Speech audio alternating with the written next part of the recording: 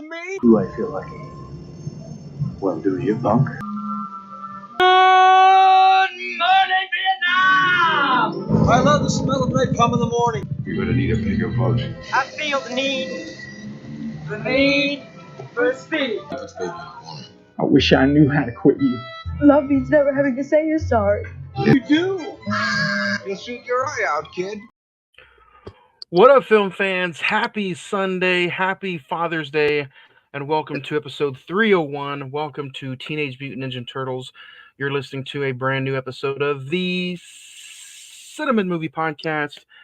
I'm one of your hosts, Juan, and I'm joined by the cast, the crew, the fella. Jay, what's up, man? What's going on, man? How's it going today? It's good, man. It's hotter than hell outside, and it feels like it's even hotter inside here. How's your AC treat? It's treating us well. I haven't been outside, so I couldn't tell you. You don't need to go outside. Enjoy that AC, man. Man, it feels like a long week, but episode 300 finally behind us. 300, all those episodes are behind us. Let's look forward to the next 300 more. Today, man, we're talking about one of your childhood favorites. Later on, we'll dig into the conversation of the Teenage Mutant Ninja Turtles from 1990. But other than that, before we get into our first top 5 of the new 300 era, man, do you have any recent watches or anything you've been kind of keeping an eye on lately? I rewatched Inside Out 1 so I could be prepared for 2, but I was going to start 2, but I fell asleep. I was like, all right. So, but I've been mainly sticking to the Big Bang Theory and knocking those out. Almost done. I only got like 8 episodes left out of a 12-season run. Man. Oof. Inside Out, man. Yes. Inside Out 2 comes out. It's already the biggest movie of the weekend, dethroning, I think, Bad Boys. Bad Boys was on top for a minute, man. I think it's one of the highest grossing movies of the year so far. I haven't seen much of the Bad Boys. I haven't seen Bad Boys 3. Bad Boys 2 left a bad taste in my mouth, so I haven't been back. Oh, man. I thought Bad Boys 2 was stupid. Man. It's like one of the few. Everybody, from what I hear, enjoys the second one more than any other ones. So yeah, it'd be interesting. Maybe one day we can talk some more Disney Pixar with you, and hit up some other movies. It's been kind of a slow week for me. I did check out. I watched 300 Rise of the Empire after last Sunday's episode. You know, it wasn't terrible, even though it kind of gets like bad rap on the internet and stuff. It wasn't bad. I enjoy picking up right after 300. Was that where it started at? Yeah. Imaginary Haunted Teddy Bear. Don't check it out. It's terrible. It's trash. Kung Fu Panda 4 was all right. Thanksgiving, which was a recent episode of Friday the 14th podcast, is okay. I was really surprised with Bob Marley's One Love. Thought it was a very, very entertaining film. So if you have time, go check it out somewhere. It's not bad. And I didn't know much about Bob Marley either. I knew a lot about his music, and I've heard a lot of his music, but it was a pretty inspiring film, I guess. And then I watched all 3 of the Teenage Mutant Ninja Turtles 90s series just to hang out and prep for today's episode. So, what about you, man? Are you a big fan of like music or any kind of biopics? Did the Bob Marley movie even cross your mind, or did it raise any eyebrows for you? No, I seen the trailer and I was like, all right, that's cool. They're making a movie about him. Like, it took me forever. I'm a big Elvis fan, and it took me forever to watch the Elvis movie. Did you finally finish it? I finally did. It was pretty decent. Yeah. It was what I've seen before, but you know, the Unchained Melody scene make you cry? No, I've seen that. I've seen the live version of that. Yeah. Seeing him bloated like that was pretty bad in real life. Yeah, so I highly recommend One Love. Ever since the Doors Val Kilmer movie, I've been hooked on like music biopics. So the only one I kind of really haven't checked out yet is Weird Al. I haven't seen that one either. I want to, but I don't know. I need to just check it out. I've just heard it's an absurd story that's not even true. Oh no. It's just basically an absurd, not meaning in a good way. That the story is so absurd on how he became Weird Al that. Oof. But anyway, go check us out on the socials. You guys can find us on Facebook.com/The Cne-Men Movie Podcast. The Instagram is all one word, The Cne-Men Movie Podcast. And then the Instagram, like I said, again, one word. X is formerly known as Twitter, is Cne-Men405, or you can email us at CINEMEN921@gmail.com. So go find us. But now, get ready to talk our top 5 favorite Teenage Mutant Ninja Turtle movies.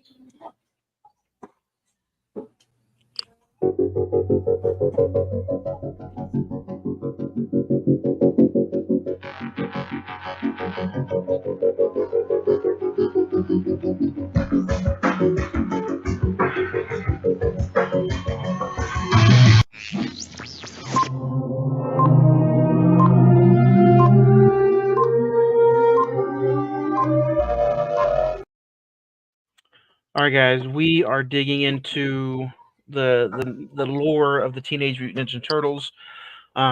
It's crazy enough, 300 episodes, and we've never talked a Teenage Mutant Ninja Turtles movie, but we're getting into it today. So, thus, let's finally bring back the top 5. It's been a minute since we've talked a top 5 list, so here we go. Or do you have any honorable mentions, Jay, that you want to bring in before? Yeah, I'll mention one at least. It's from it's an animated movie they made called Turtles Forever. It's about an hour and 5 minutes long at that, but it brings in the 2004 Turtles and the 1987 Turtles into one universe, and they have to go on an adventure together to help each other out. And then at the end of the adventure, they have a adventure with the original comic turtles, like original comic turtles help them out and help them save the day and everything. So it's pretty cool little hour long mini movie that ties in everything. If you've watched all the cartoons and stuff like that, so it does pay you. Nice. I didn't bring up. I'm not going to mention any of the animated TV series or shows. If you want to, you can. I just am going off of really the any live action movies. So since I didn't have any honorable mentions, I'll go first. My number 5 is going to be Teenage Mutant Ninja Turtles: Out of Shadows from 2016. I got to see this actually in the theater, and then I've watched it plenty of times afterwards. And I know it gets like a really bad rap, but I kind of enjoyed Megan Fox as April O'Neil. And for some strange reason, Seamus as Rocksteady's voice was kind of funny. And I liked where they were going with Brian T. and the Shredder. I know a lot of the CGI and just the way the turtles looked in general kind of threw some fans off, but for what it was, I thought it was a pretty funny action flick. What do you think? Have you seen any of those? Any mention? It's the one that I enjoy over the first one. Yeah, I enjoy it completely over the first one. Yeah. It's way better. Yeah, to me, it was a little bit more memorable, but that's what's going to be my number 5, Out of the Shadows from 2016. So, what do you have at number 5? I have Secret of the Ooze. It's just a guilty pleasure as a kid when it came out. Most people have a problem with the second movie. I get why it went a little bit more cartoonier, and at the time I thought it was cooler, but over time as I've gotten older, it's more like, yeah, there's way better out there. But that's purely nostalgia bait for me. I'll go with the Secret of the Ooze, man. That one from '91. We'll talk about that a little bit later. I just got done watching that today. Number 4 for me, even though I've only seen it once, it kind of stands out just as the way it was animated. But it's going to be the TMNT movie from 2007, the one where Patrick Stewart plays Winters, and then you have. I I have that as my number 4 as well. So Oh yeah, let's talk about it then. I've only seen it once. Like I said, I wish they seen would it a give couple some. times. I wish they would give some of these turtle movies like a little bit more. Um, I wish they would hand them their flowers a little bit more because we'll talk about it when we get into TMNT, the original one from 1990. But there's not a lot of remastered versions or restored or just reissues. This one in particular, the one from '07, I'd love to see this like on a nice little Blu-ray extensive cut or something. But man, it seems like when I'm trying to look for it, I can only find it on DVD. You have it at number 4. What's your thoughts on the '07 one? I enjoyed it. I enjoyed the turtle designs. That's one thing that the Michael Bay films got wrong, I think, with the whole turtle design. And so they leaned more into the way they looked in the movies in the 90s. So they kept that style in a way, and it worked. That's what I liked about it. And the whole looking for monsters things was kind of it was kind of an all right little plot, but it got us another turtle story that was it only had to compete with part 3. So when it came out at the time, its only challenger was Ninja Turtles 3. So Yeah, and that came out like, yeah, 93. yeah. Um, so that's both of our number 4s. I'll start off with number 3. Number 3 for me is Secret of the Ooze. Man, you said it was a guilty pleasure for you. For me, growing up as well, I enjoyed this one more than the original. I think it had just a little bit more monsters. You got to see Super Shredder. The turtles looked a little bit more detailed in their costumes. Um, why do you think we have to say Secret of the Ooze is a guilty pleasure? Because to me, I mean, did it age over time a little bit better? No. I didn't also like the fact that they changed up April O'Neil, even though I like this one a little bit more. What do you think? Um, it was kind of a jarring thing to go from the way the April a little bit, when you were, because I seen it when I was younger in theaters, and when I seen it, it was just a year later, and I thought it was cool as shit, but I was thrown back by just how much more colorful it was, Yep. and Would you Would you think of seeing Big Super Daddy? Shredder was cool, but he went out like a bitch. Yeah. What'd you think of Big Daddy Cool, Kevin Nash, Shredder? I didn't know that until like literally about maybe 10 years ago. Oh, I've known that for a little bit. Known that for This a was little bit. this was before his Diesel run too. Mm-hmm. That's when he was still So working as like Oz or stuntman, some shit, wasn't he? yeah, yeah. Um, and David Warner was in this, man. I watched it today. I'm like, hey, that's the asshole from Titanic. Um, Yeah, I see, that's where you know him from. I know him from in the Doctor from Ninja Turtles. see. There we That was go. my first introduction to him. So he was the Um, Doctor from Ninja Turtles. that's funny. Paige Turco, though, I think that's how you pronounce her last name. I think she was smoking Paige as April Turco. Turco. Yeah, I think she was smoking as April O'Neil. I thought she, Comparatively, yes, yeah, but there was just and something about the first girl that played April. Shit was different. But we'll and get to it's that. it's cool that they brought her back for the third one at least. Yeah. So, but yeah, that's my number 3 is Secret of the Ooze. What's your number 3? It's a documentary called Turtle Power. It pretty much gives you everything leading all the way up until like I think the first Bay movie. Like the entire lore. It gives you everything in a condensed version, how it was created. You don't get a full on like Turtles history lesson, meaning, you find out about everything, but you do get a general bullet point review of what happened during specific time frames and everything. The cartoon show, they got the first movie, how the first movie was going to be made.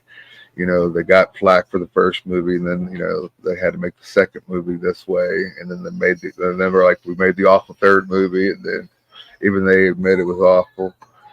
And it talks just about the turtle lore leading up to the Bay movies, basically. Nice. And what did you say that was called? Turtle Power. Turtle Power. I might have to check that out and find it. I have it on my Voodoo account if you want to check it out. Oh, there you go.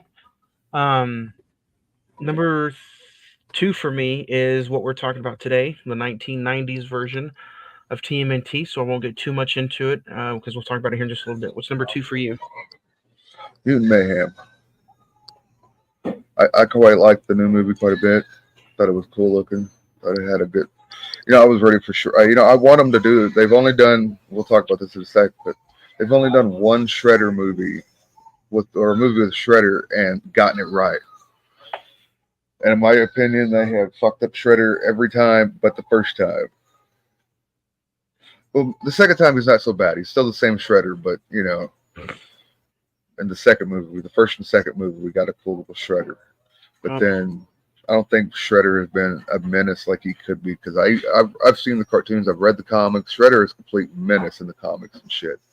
So, and we'll get ready to hop into that. So number 2 is Mayhem for you. Number 2 for me is, or number 1 for me is Mayhem. I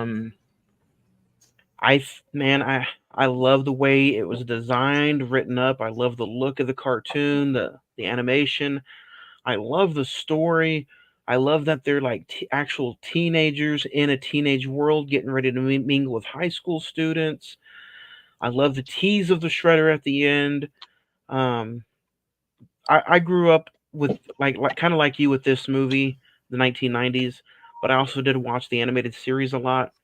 And to me, this is the best version since the 1990s version or the animated series. And man, I just hope they continue to do the second one. And it made a lot of money, so I know they're going to do a second one. But yeah, one of my favorite movies from last year. So that's number 1 for me. Yeah, it was one of mine as well. I like the group dynamic and the first time actually seeing TNA because I've never sat there and I've always seen them with the weird, crazy voices and shit like that, and just different ways. But now they're actually bringing up the idea of they are teenagers, and I'm just like, holy shit, we have been missing that for a long time.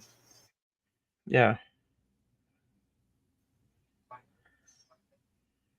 So, what's your number 1, man? The one we're talking about today. Yeah. So we'll get ready to get into it. That's our top 5 of the Teenage Mutant Ninja Turtle movies. So if you guys want to get into it and send us your top 5s, go for it. We will get into some email bags a little bit later on this week or next week. Send it in, man. We want to hear from you. So digging into today's movie, 4 Teenage Mutant Ninja Turtles emerge from the shadows to protect New York City from a gang of criminal ninjas. IMDb gives us a 6.8. Rotten Tomatoes gives us 42%. The Metascore gives us 51%. Letterboxd gives us a 3 out of 5 with a release date of March 30th, 1990. The budget was $13 million, and they made a little over $202 million at the box office, starring Judith Hoag, Elias Cortez, Josh Pace, David Foreman, Corey Feldman, James Sato is the Shredder, and then you also have a few small scenes from Sam Rockwell in there, and then this movie is directed by Steve Barron. So, and to me, awesome music by John Du Perez as well, because this was around the time that Batman was just had just come out. You had that awesome ass Danny Elfman score, and even as a kid, we're like, cool, we got our own little score that's pretty badass. Because, like I said, I grew up with this movie. I was an actual kid when this first movie came out. I was 8 years old. Man, so let's talk about that real quick. Do you remember the very first time you got to see this in the movie theater? I do. Honestly, what was it like revisiting the podcast? We spoke about it for it was one of my top 5 movie experiences I've ever had, because it was just going with my mom and dad and everything, and my brothers and sisters, and it was just going to go see a movie that I have really been waiting on to see. This is the first time besides Batman that I've truly had any anticipation level as a kid. You know, like I have to see this. I have to, go and see this when it comes out, no matter what. I don't know what it was in me. I just guess being an 8-year-old, and this is the first time I ever wanted a movie to be something that I wanted was a movie. So I guess you could say it gave birth to my mental love of movies, because if you want to sit there and really go off on a movie that made me want to watch more movies, it was this one. Nice. I love it. So, what was it like on the rewatch? Was it pure nostalgia?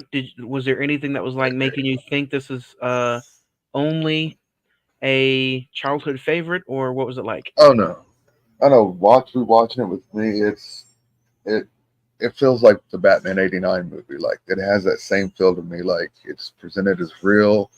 This is probably the realest take we've had on the Turtles, and we got in the store. We got people sit there, the critics and shit. I don't think they looked too much into what was actually going on in this movie, because I've seen there's a lot going on in this movie, because the way I write my movies down while I watch them, I break them down scene by scene. I love it. And so since in some of that, like at the beginning of the movie, whenever he that we have the first battle that they have.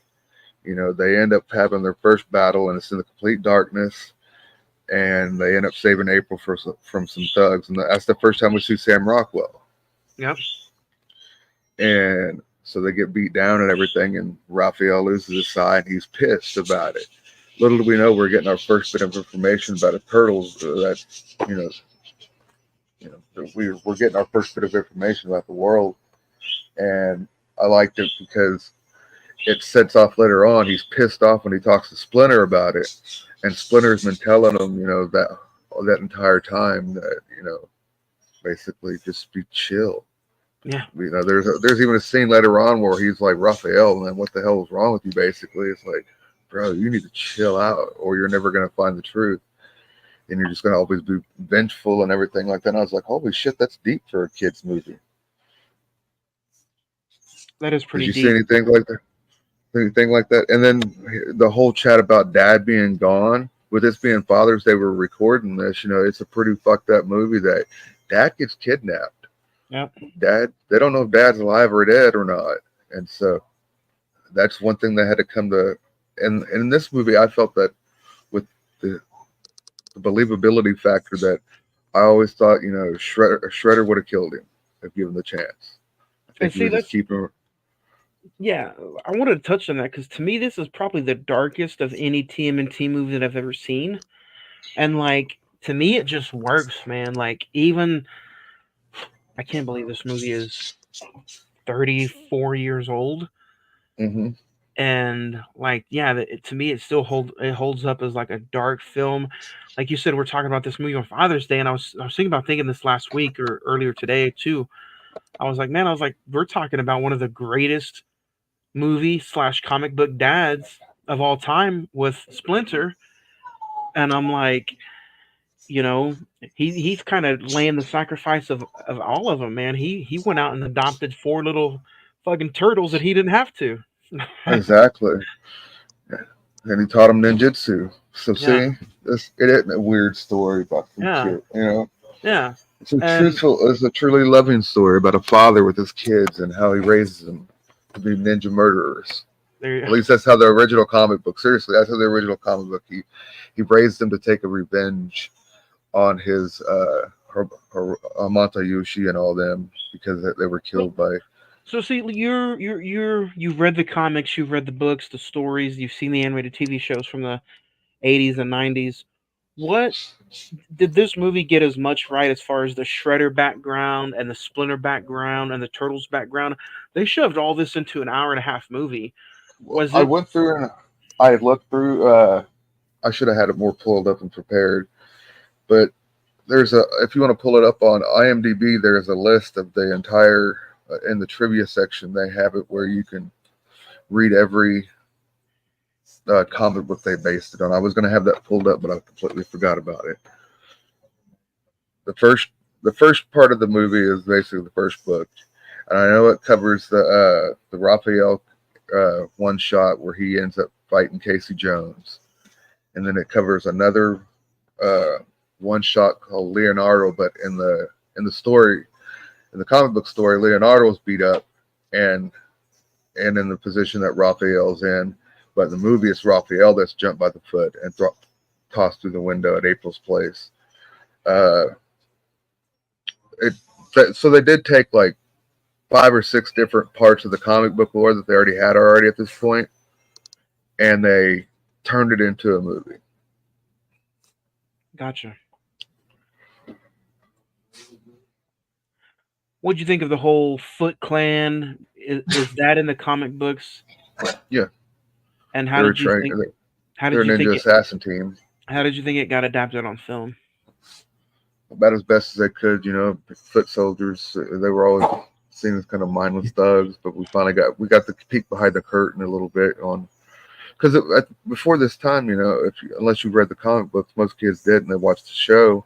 They were known as robots. They were just like, cool, they're robots. So every week on the show, we'd sit there and see them get blown up and shit. So we're waiting for one of them to blow up, and we hear someone get punched, and they're like, ugh. We're like, oh shit, there's a person behind that. That's not a robot at all. They're using people. So yeah, it was a change a little bit for me. Would you think there?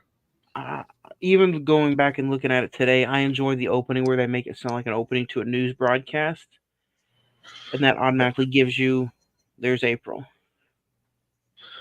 Yeah, you get April right up front doing what she does as a reporter, and then you get she's telling you what's going on with there being a silent crime wave in the entire city. And that's what you're about to follow. The Turtles are going to go find out why that silent crime wave is going on, because the Foot's behind it. I think, you had mentioned earlier that you just really enjoyed this April. Is it because she was the first live action, or is it because, they really did make her look like the one from the comics and the TV show? I think it was more of the comic book feel that they got it right. So that's where she looked just like April off the page. They didn't put it because even in the comic book, she wasn't a reporter. She was a scientist. She was Baxter Stockman's assistant, and so that wasn't until the cartoon show where she was made into an investigative reporter. So, what'd you think of the whole? Let's make one of these Foot members, with a face and with an attitude. What'd you think of the whole Danny storyline? They adding a little bit to that right there. I thought it was fine. It showed that I guess they needed a vehicle into the movie. There's a kid. I don't know if it was put there for the parents or the kids, but it just seemed to be there as a way to sit there. I don't know. I'm talking up my ass right now. I don't know. No, you're good, man. I enjoy it. What's something again that I've always seen on the cast and crew, but I've never really put it in limelight. Corey Feldman, man, is this considered a Corey Feldman movie when you look through his filmography? I'd say voiced by, but I don't know. It's a weird thing, not because, like I said, I grew up with the '90s Turtles movies, and he was the voice of Donatello for the first and third one for me. So he did have a role in what I heard on screen as Donatello. So he is in the third one? Mm-hmm. Oh, wow. I didn't know that. I wonder how come he didn't do Secret of the Use then. That was good money. That's kind of fun. Man, Corey Feldman as a Teenage Mutant Ninja Turtle. You think he did any of the stuff inside the costume? No, he was strictly voice. Man. That's somebody they had a lot of stuntmen, and they had actors portray the scenes where they were acting out, but then in the rest of the movie it was just Hong Kong actors, martial artists doing their thing. Going back and watching that Turtle Power movie would have kind of helped you with this a little bit, because they do talk more about the making of the first movie in that movie, and it tells you how that they had the Golden Harvest was basically like the people that make Jackie Chan movies were making this movie, dude. Wow.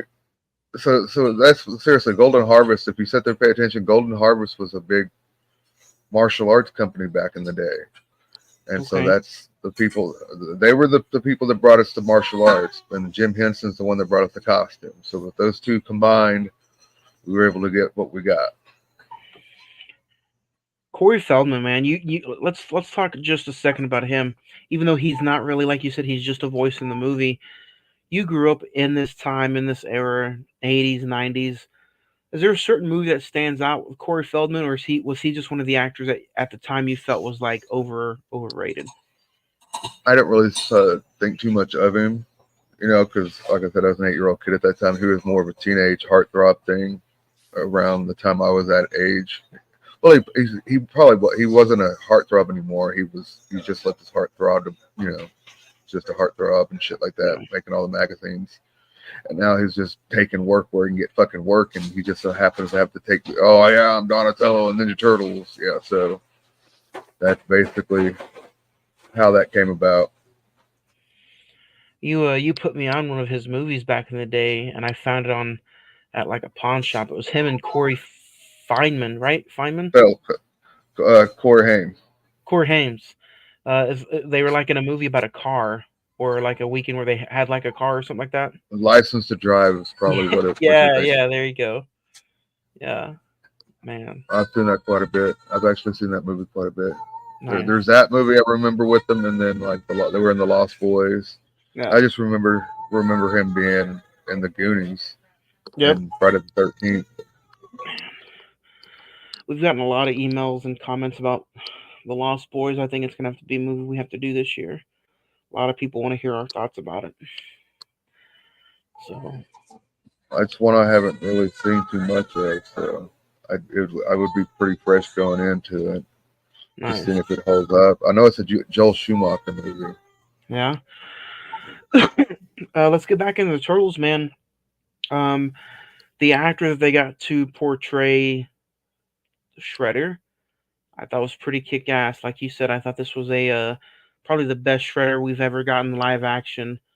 Um, Man, he's just dark. He doesn't talk a lot, and even though they didn't get a massive tall actor to play him, I just love the voice, man. It does remind me of like the animated series. What's your thoughts on the Shredder in this movie? This movie and the second movie, that's where I say the Shredder to me is, that holds up pretty well. Shredder has a Sinister Plan of Part 2 to get the ooze and shit. That makes sense because, if they wanted to do a more cartoonish take, and then with this one, he's just a complete psychotic badass. So, because they cut out a scene where he ends up. It's the first scene or actually the second scene where we're introduced to him, but he does that grand fucking Vader walk into the in that In the warehouse? room, and they're laying the carpet down for him and shit. But the guys that got beat up by the turtles, they had to take an ass whooping from the Shredder because they got their ass whooped. There's a scene missing where, like, Sam Rockwell's character, he gets the shit kicked out of him by the Shredder. And they cut out quite a few scenes to make it a little bit more kid friendly, but this was one of them that they cut out. That this was Shredder. I've seen the scene because you speak about having a good quality turtle flicks because we just got the Blu-rays and shit like that. But Yeah. they would do a 4K release or something like that. They did a German release of this movie, and it was on Blu-ray, and they have all the deleted scenes on there. They have the alternate ending, and they have audio commentary by the director. And that's the German cut. Yeah, I'm about to have a little rant about something like that. And that's what I'm about to get into is the rant of the physical media, the Blu-rays. It's the same insides that's in the nice little pizza box edition that they had come out. I think it was roughly in 2004, 2014. It's put out by New Line Cinema. I don't know if it's got to do. It's not a Weinstein company, I don't think. But I don't know why there hasn't been another United States re-release or anniversary edition. There's nothing on these discs as far as special features, no commentary. The only thing that's on the special features is you can watch the trailer again, the original trailer, and man, it's kind of upsetting. Like such a great movie, there's nothing behind the scenes. Um, have you got to check any of the physical media out, or why do you think that there's no anniversary dates? I don't see. That's always bothered me is that here we have Batman 27 different ways, and we can barely get Ninja Turtles in one way. It's like, come on, man. Because whatever they brought, I wanted to know any and everything when they brought that Batman set out, and when they brought that first Batman set on Blu-ray, I was like, holy shit, this is what I've been waiting for. Yeah. All that stuff, that were, just footage from 1988 when they were filming the movie, and it's just like this. I want to see what the hell the Ninja Turtles on set was doing. Because I've always wondered about this movie's production, and there's not much on the production because they just filmed it that fast. No, there's but nothing. And it's like I don't know who owns New Line Cinema now. Was it a white? It's a Paramount now owns the Turtle distribution brand. Oh, okay. So they're in charge of anything Ninja Turtle. So if they wanted to do a 4K special edition release, they could. But see, I don't know why they don't, because Paramount has put out so much awesome Blu-rays lately and 4K re-releases that I'm like, where's the Turtles at? That's something that maybe one of those specialty companies can get a hold of, the first and second one, like they did with Bill and Ted and shit. They can just, I think Shout Factory did one of Bill and Ted. Yeah. Did one of Bill and Ted. Yeah, I was gonna mention that. Because maybe that was, yeah, that's a company that would make something pretty cool, but you can only hope and wish. Yeah. Are there any scenes for you that kind of stick out, or is there anything that this recent watch around that you were just like, man, that didn't age well? Maybe a little bit more about Tatsunami, right? Is that his name? Tatsu. Tatsu, yeah. Tatsu. Other than that, he was new to the whole the universe. He was new for the movie. They needed, I guess, he was new for the movie. So they needed like a little right hand man. Yeah, it was cool having a little bald Asian guy. Yeah, as a right hand man. But getting Casey Jones in the first movie and him being as brutal as he was in the comic was pretty cool, though. Let's talk about Casey Jones. What'd you think of the actor? He was brutal. I thought the actor did pretty good. This was my first introduction to Casey Jones, so I kind of wish I had a little bit more background on him, if that makes sense. Maybe you can kind of help me out there in the comics or in the series. But did you like how he was just thrown in there with kind of no explanation? I thought he worked out fine, because if you know the Turtles lore, Raphael does go out on a night on the town one night by himself if you're getting upset and angry, and he meets Casey Jones and they get into a fist fight in the park. Okay. That makes sense now. So, yeah, that was my question really. If Casey Jones just kind of appeared out of the blue one day, but that makes sense. It was in the comics, and I think they distributed it. Raphael one shot. It was a Raphael one shot. Okay. So yeah, Casey Jones was pretty fun in this. I think he was a lot of the comical relief as well as obviously the Turtles. I love the actor who plays him. I thought he did pretty well. What do you think of the actor? I like the actor. I thought he played Casey very well. I used to have the comic book the first appearance of Casey Jones and I used to have that first one shot of Raphael, and I got it graded and everything, and I had to end up selling it, but it was expensive when I had to sell it, if that tells you anything. How much did you get for it? I got about $7 for it. Nice. These comic books, man. Yeah, you sometimes you're just sitting on a fucking fortune, you don't even know it. Oh, I did. That's where me and the ex got a disconnect. To see, if you wanted a first edition of the Ninja Turtles comic, then prepare to fucking pay. Really? Because they only made like 10,000. Yeah, there's only like 100,000 or 10,000 or something like that first print run of the first digital book. So it's very small, and it was produced on like newspaper stock. Oh fuck! So that means if it's not kept up well with it, it can damage quickly. Oh yeah, the first few were like that. So, but all in all, I thought they did real well with this first movie. Like I said, to me, it matches, and the tone and everything. It matches the Batman '89 feel to me. Man, because just sit there and think there. I guarantee there was a fucking lot of cocaine probably involved in the creation of this property. I guarantee you just don't come up with fighting turtle out of nowhere, man. You got to be on some type of fucking drug. Like, it'd be cool. 4 Ninja Turtles that fight crime, and they would go against a guy named Shredder. It seems absurd as shit. Yeah. But this is the Ninja Turtle movie. As you can tell throughout the movies, the costume design got a little bit more thicker in detail. I after watching all 3 back to back today, I still say even though the original looks a little rough in some of the costumes, I think I like them a lot better than 2 and 3. I do too. They brighten them up for 2. 3 is horrific in some sense. Yeah. Splinter is just downright horrific. Yep. Couldn't they just pay Jim Henson Studios the appropriate amount of money to use that Splinter puppet again like that? What were they think when they seen the fucking puppet for the 3rd movie? They're like, oh, that is great. That is awesome. I hated it. That made me question my entire life as a Ninja Turtle fan. Watching the 3rd one. So is the 3rd one still? When's the last time you think that you probably watched the 3rd one?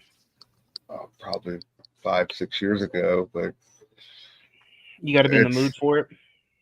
I do. That's why I said you were a brave one for going to the 3rd one. It's been a while since I've seen it, but vaguely enough, I still remembered it very, very well. I kind of forgot that the bad guy from The Mask of Zorro was in it. Yeah. But that's just what we wanted in a Ninja Turtle movie. A fucking time. The time travel story is not too bad. It's just that the characters they give us to play with when we get there, it's like, oh. Isn't that time staff kind of like in the comics for the TV show? It's used by another character in their adventures later on. So yeah, okay. by issue like 9 or 10, they do go on a time adventure, I believe. So it wasn't unheard of. It was just like I said, the time thing was okay. It was just where they went. That was nice. The destination was great. So you kind of say Shredder went out like a bitch in the Secret of the Ooze. I do. What do you think fucking about deck fell on him? Come on, man. That's not a super Shredder. That's just a guy that fucking killed himself. That's not cool. Turtles could at least fought him a little bit. Shit. What do you think about how he went out in the first one here? Oh, that one was perfectly fine. Splinter was the wiser person. Remember, they've been talking about anger and loss the entire movie. Yep. And if you sit there and remember, that's what Shredder uses against the Turtles to combat them. He don't just physically beat the shit out of them. Right. He mentally abuses these Turtles as well during their fist fight at the end of this movie, where he's sitting there telling them, "It's like, oh, the rat," and they're like, "Holy fuck!" Because the last word we were given before Shredder took off was "kill the rat," and so we had to sit there and witness whether Casey was going to save him or not, or that what was going to happen or not. But we ended up. That's how Shredder got over on the Turtles so damn much in this one, was because of the things he would say. It was just little things. If you sit there and look, he took them on one-on-one, and then he took them on, and nobody but Leo and Raph got a hit on him. Yeah, I enjoyed that rooftop scene so much. Rewatching it back today. Like nobody fucking except 2 Turtles got Leo got a cut on the arm, and Raph got a kick to the ribs. and that right there just tells you how outmanned they were. But for him to be angry enough to fucking just see past the entire illusion, you know what I mean? Just to see Splinter be like, and finally it all comes together for him. He's like, you know, it's like, of course it's him, but you know, convenience. But we didn't. That was all beautifully done, in my opinion, because it stuck to the books. Did you ever see the Shredder take off that little face cover, or is this the first time they did that? Well, I think I can't remember as a comic if they've done it or not, because by the first issue he was dead by the end of the first issue. Okay. Like they had to like think of some creative way to bring him back, like the Shredder survived, because whenever he gets killed in the comic books, he gets like thrown over the side of a building and a fucking grenade goes off near him and blows his ass up. Oh shit. And in this, he falls into a garbage truck and gets crushed to death. That's how you scar a bunch of fucking children in the early 90s. Sit there and see a guy get smashed to death by a truck. Like, we didn't even know that was an option. We're like, Casey Jones is straight up murders fucking Shredder in the end of this movie. He's just like, oops. No, that was fun though. Try the oops defense in court, Casey. See if that works. You are now worse than the people you fight. You are a murderer. You just murdered somebody. But oops is right? It's the Shredder who's a bad guy. Yeah. Man, I thought the ending brought back a lot of memories. I thought I'd ask about that face cover just because I was like, I think I could have. That was this little nitpick, but I was like, I enjoyed the lore and the mythology of the Shredder so much. I was like, I could have done without seeing his face. Well, you know that once the rat scratched the dude's face, you know it was coming back later at the end. You knew it was coming back. Yeah. On the rewatch, did this just constantly make you want pizza, or is it just me? I think it might have just been you, but I wouldn't mind some pizza now that you're thinking about it. All right, man. Let's get into a favorite scene or two. I know this whole movie's just, nostalgia for you, but do you have a favorite scene or that just sticks out constantly? Well, we talked about the final rooftop scene. I do like that whole battle from beginning to end when Shredder falls off the roof and shit and gets murdered. That whole scene right there is like the last 30 minutes of the movie or so, and you're just like, and it, well, about 15 minutes. I'm gonna say 30. So the last 15 minutes of the movie is that epic little fight between the turtles and the foot soldiers. They're fighting in the streets of New York and the sewers of New York, and in their home and shit like that. Now they're on rooftops. Now, holy shit! Now the Shredders come, and then that's. But I do like the fight in the house as well, where they get into a fight in April's apartment. So the two fight scenes, I'd have to say that, and they're actually. I don't get why this movie gets such a bad vibe. Why it has such a bad some numbers. Yeah, Rotten Tomatoes. We have a saying on this podcast, and it's always like "fuck Rotten Tomatoes," because for some reason, Rotten Tomatoes always has shitty scores, and they give this movie a 42%, while the Letterboxd is 3 out of 5, which ain't bad, and then IMDb gives it a 6 out of 8, 6.8. So again, not bad, but yeah, Rotten Tomatoes shits all over this franchise. Oh, I've seen the scores on those. The second and third one, they're kind of noted, but yeah.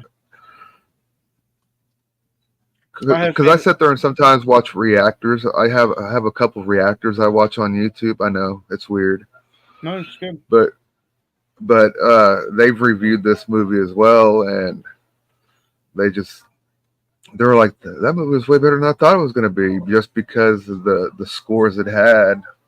And I think it's a perfect little movie. Yeah. When it comes to movies that are near and dear to my heart, I kind of stay away from reviews and ratings, but it is also kind of fun to go back and see or watch if you have the time. Like, man, what are these guys smoking? 1990. What else is getting put out here that can kind of compete or compare? I mean, fuck, 1990. You want me to compare this to a 4-hour version of Dances with Wolves? Get the fuck out of here. You know?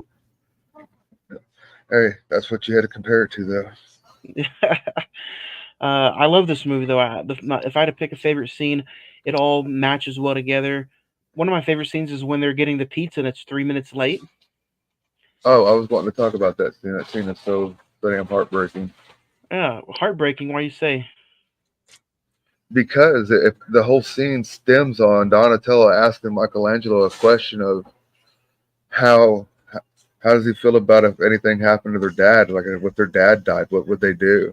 Basically, is the question Donatello asked him, and Michelangelo's just basically like, "Pizza dude's got 30 seconds." Just basically Kind of shrugs it ignores the off. questions. Yeah, and that's one thing. Another thing they cut out is that the turtle on the barn that screams for Splinter and shit that's fighting in the garage, or that's right, Michelangelo. Michelangelo goes fucking nuts.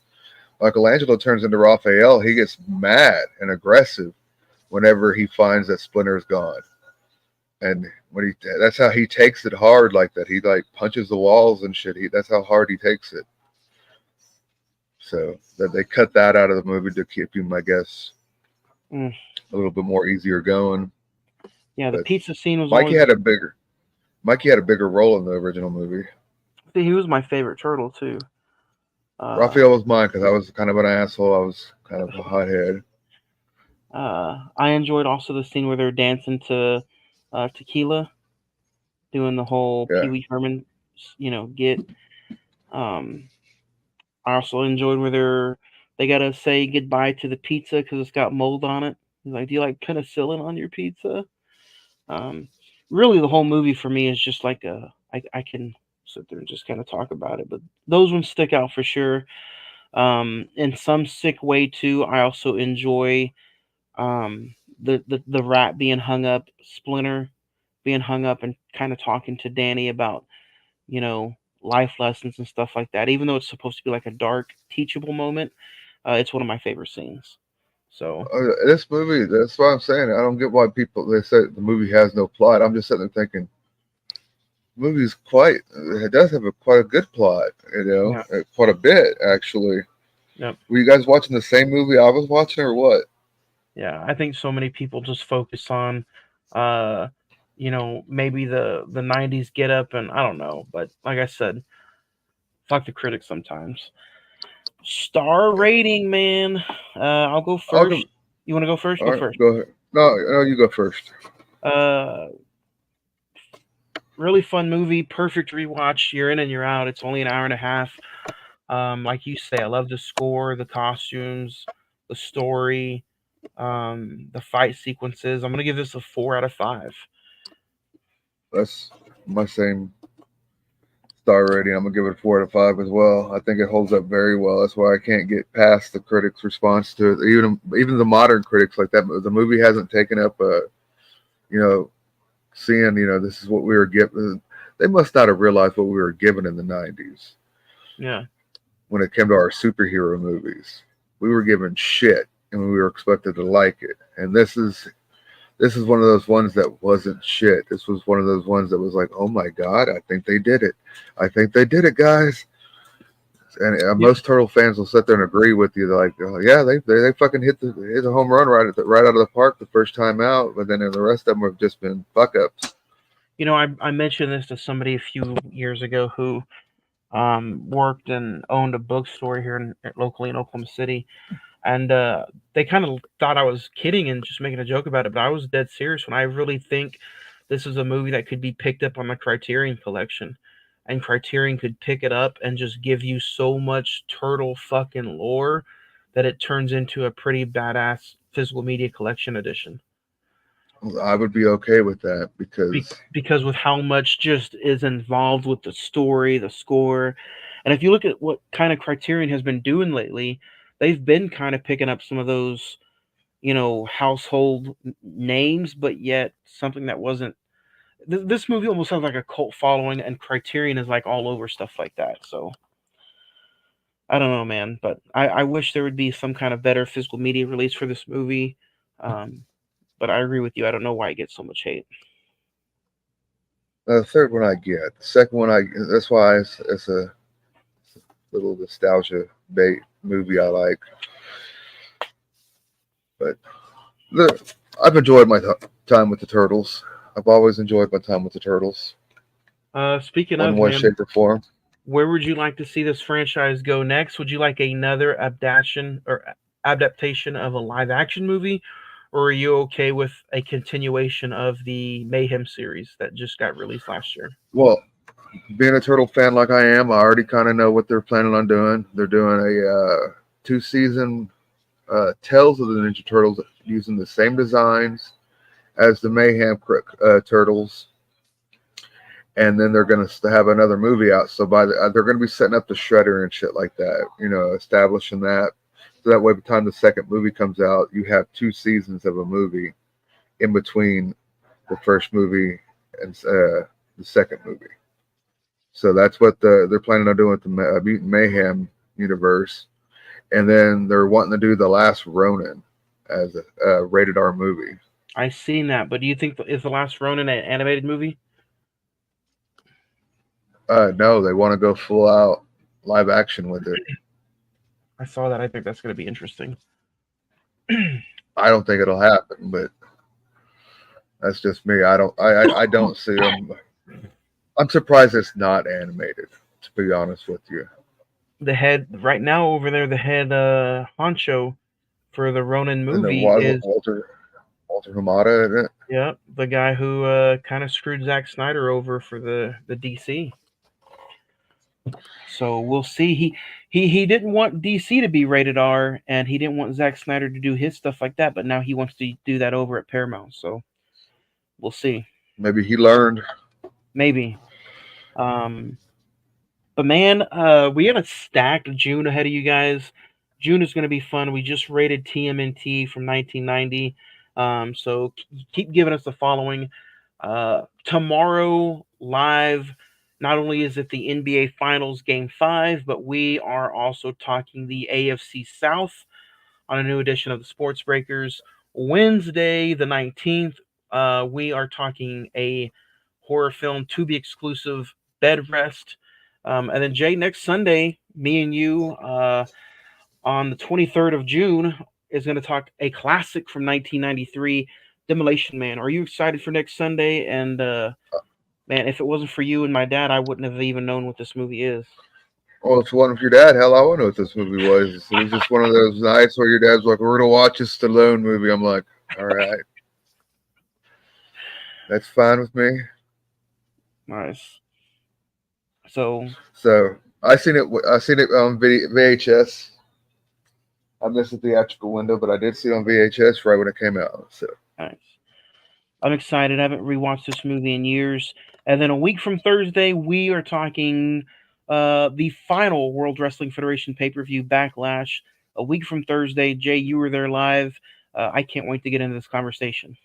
So I can't either. It's interesting to be in there. And then the final Sunday in June, June 30th, Pop's birthday, we're talking Godzilla -1. It's available on Netflix now, so go check it out. That'll be the final episode in June. So can't wait. Summer's going by quick. Man, anything you want to touch on before we head on to Demolition Man next Sunday? No, I just said let's go find out what the 3 seashells thing is and go from there. That's it, man. We're gonna have some fun with the 3 seashells. Hope you guys enjoyed TMNT 1990. Don't forget Sports Breakers tomorrow, Monday night. We'll talk NBA Finals. But man, I'm excited. Next week, Demolition Man with you, Jay, on another new episode of the Cne-Men Movie Podcast.